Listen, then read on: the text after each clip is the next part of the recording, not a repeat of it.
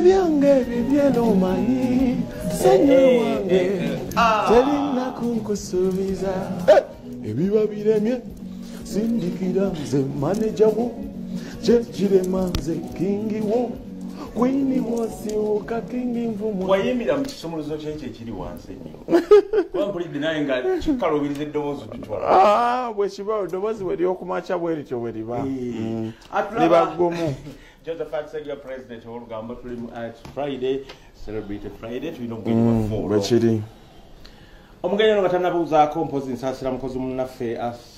Kasfa Nalva n'omuganda Nordin Ntege naye twali tukola naye bafiiriddwa taata waabwe Muzeeyi Musoke Olusimbi aziikibwa enkya eyo Kayunga sorry naye Chris Evans wangisebo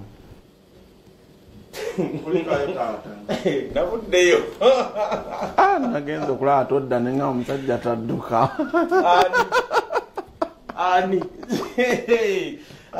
nange soka obuze ku bantu omugenyi wafuunakawesi ow'ennyondo abalabi bafe abukedde tv mbalamusizaako weesinzize tunyumyemu wano nawali nemukulu Seguya tulabe ngaekintu tukitambuza ate akati kati muleke nammwe kuva ku mulamwa bannange ebintu ebyo gwe walaga abantu ennyondo naye omanyi nti abantu balinga batalaba puroguramu nze nange neewuunya balaba tetwali fenna mu Amerika ojjukira abantu e Washington abagamba nti nze ennyondo nagiraba ku Lugambo nesikiriza nti bagikuba n'ebiwundu n'obiraga ebintu gwe wabiraga netwani dressing ekintu bulungi nnyo kati bakazaako obwenyondo naye abantu bo balowooza nti katemba nimba omukulu ono gwe boogerera ebyo byonna byonna ekimuleese wano kubanga ffe tuli mu concert ye eri bagiyita Another Lover bikalubye concert ku Freedom City naku z'omwezi Saturday nga 29 omwezi guno gwennyini gwe tulimu omwaka guno Freedom City mugimanyi olwasula soso bagera jongeza guno ate kati bukeddeko ekirimu nti oba okimanyi bantu batugenda bagobera ku miryango baaba n'ekibuuzo kyebadde njagala okubuuza ebyemu bireke kyetuba tukola tusigale nnyo ku mulamwa guno ogwa Saturday 29 kubanga oyinza okuleeta ekibuuzo ate nekitwerabiza omulamu omukulu kale malagabuuza kankuleke naye bwe tuba nga ogera kumbuuza kyetubaddeko wano nga tetunagenda kumpewo kireke taata eyo program gyolimu bya Lugambo wamma tubadde wano mu by'Olugambo kale soko nyonyole by'ekivvulu kyo kale yogera bane bagenda okuyambako abalala okuyimba abayimbi bangi nnyo sijja kumenya nti oba ono naye kyoba omanya bangi nnyo era bwe mba wano ngenda mu rehearsal bonna twasazeewo bonna bakole rehearsal olw'ensonga tetwagalawo CD kitegeera twagala abayimbi abamanyi okuyimba live bokka babeerawo ab'e Masaka bwe tuva ku Freedom City nga 29 tugenda basalako awo ku Sunday nga 3 Maria Flow tugendeko erukayaawo nga 4 ate mwabe Mitiyana nga 5 nga 6 tugenda mukonaawo Summer Garden balala Ishaka mujja kuba mutulaba ibanda show y'amaanyi nnyo etambudde nnyo Abitex Promotions yetaddemu ssente omusajja wa Abitex mumanyi n'enkofiira ye musajja w'amaanyi nnyo aludde mu kintu tasobola kukola nsobi yonna ddanga tukyasoma Abitex kati tumukavalinga mu mawulire wekiri abamu bamanyi nti oba wa myaka 8 ate nga muvubuka yatandika okukola nga muto kituufu basuubire ki Chris Evans ku kivvulu kyaffe ekyo omukulu ow'ennyondo basuubire ku luno kye batalabangako kubanga kyoba omanya Chris Evans kati nkuze mu music biri bye najjanga nga abantu mbatya kati enjawulo olaba nti bakuyita ne lukekkera enjawulo weeri katubirala tulinali nti abantu biki naye kati olaba nti ndi mugumu nsobola okubayimbira ne basanyuka byonna bagenda kulaba kakati kati tubuuze ebintu byaffe ebiri ebintu bya show kyalina ekyakyoyogera ku show mbuuza tewali mutawaana kati kyo ojulire kasita bo bajjukira nti Saturday 29 ku Freedom City wabula byobuuza making sure tebibeera biza tebibeera biza tudde ku nsonga Aviana Uganda 2022 yine guse bano ba International Livestock and Poultry Expo abo nomanya nti kulunda bintu ebinyonyi bwe kiri abo bali mu business yange yennyini mbaata n'ebirala ndiga ebyennyanja okubirunda mwezi ogunogera kwera 28-29 October Erugogo Umasho Grounds nja kubeerayo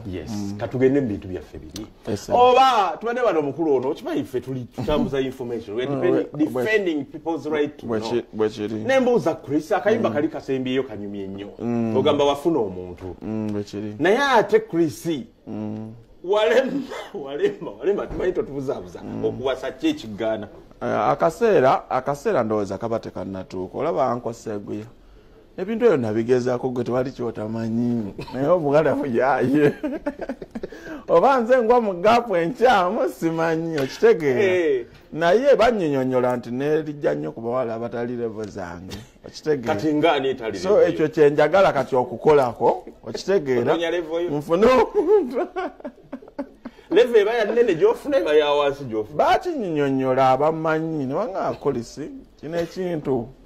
funa omuntu nga wa levo yo lwakuba nti obuzibu tomanya tiwa levo yange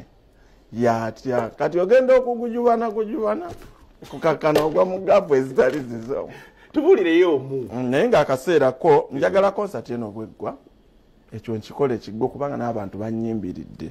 naye ate ekinnumako mmwe abantu ebiseera ebisinga muba temwagala kulaba mukazi paati yammwe gye musinga okwagala eri wali ng'omukazi akukyaye so oluusi nandyagadde omukazi mbere mbakisebo ogamba ki kati omugamba nze bba okulisi nze nkubye ongamba ki kati gozalawo obeereyo batabuka kasatunula mu kamera wano ekyo kyakutambula ne Jamira kalungi ate mune Jamira yali muwala mulungi nnyo Jamira ensobi yali yange Jamira yagala enti story eyo guwa gikuba Jamira yayagala nnyo ebintu by'omukuba embaga ebyo kwanjula ate ebiseera nali nnyimbi oluyimba bwolonda nga luganya okutambula nga siina wadde 10 nsindika kaliya nga bw'omanyi nti noze abantu bakutegedde kati olina okumaintaininga pace ate Jamira n'ateekawo mbu mikolo simanyinze ndi mukazi nkula simanyi biki ne nga nfudde ne muga tulindemu omwaka nga gumu teyanziramu aŋŋamba kale ngenda okuddamu okuwulira nti bategeka mikolo eri namugamba jja lwe nasembayo okulaba nasekako naawe naye ate bakitewambulya kyovula lwe luyimba olwo neebeerera eno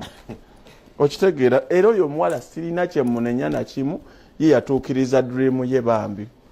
kyemmanyi ku Jamira kirabika wali omulemesa enkulaakulana vision nga tolina yayina kati ali musanga boss anti kyenjagala era njagala abantu bansiime okitegeera